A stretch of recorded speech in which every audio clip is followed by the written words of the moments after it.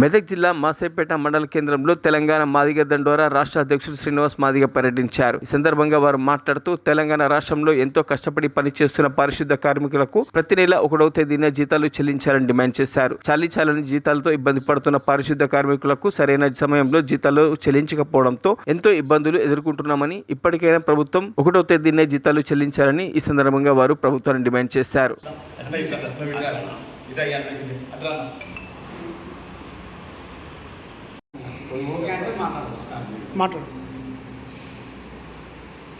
మొదటి జీతము రాష్ట్ర ప్రభుత్వము పారిశుద్ధ కార్మికులకే ఇవ్వాలని ఈ రాష్ట్ర ప్రభుత్వాన్ని మేము డిమాండ్ చేస్తున్నాం. ఎన్నో ఏళ్ళుగా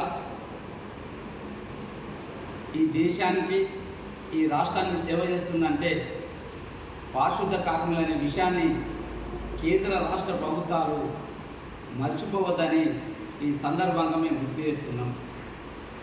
ఇంత టెక్నాలజీ, ఇంత అవేర్నెస్ వచ్చినా మలినాన్ని చేతులతో ఎత్తిపోస్తుందంటే ఈ దేశంలో, ఈ రాష్ట్రంలో ఉండే పారిశుద్ధ కార్మికులు అనే విషయాన్ని మర్చిపోవద్దు. అట్లాంటి వాళ్లకు నేటికి కూడా చాలని జీతాలు, టైంకు జీతాలు ఇవ్వట్లేదు రాష్ట్ర ప్రభుత్వం. ఐఏఎస్లకు, ఐపీఎస్లకు, అన్ని రంగాలకు 1 నుంచి 5వ తారీఖు నాడు జీతాలు పడుతున్నప్పుడు మరి మట్టినే మొత్తం ఈ దేశాన్ని, ఈ రాష్ట్రాన్ని శుభ్రం చేసే కాడున్న కార్మికులని ప్రభుత్వం చిన్నచూపు చూస్తుందని మేము ఈ రాష్ట్ర ప్రభుత్వంపై డిమాండ్ చేస్తున్నాం. అందుకోసమే పారిశుద్ధ కార్మికులకు భద్రత లేదు, పారిశుద్ధ కార్మికులకు పర్మిట్ చేయాలని మేము మాదిగ రిజర్వేషన్ పోరాట సమితి నుంచి మేము డిమాండ్ చేస్తున్నాం.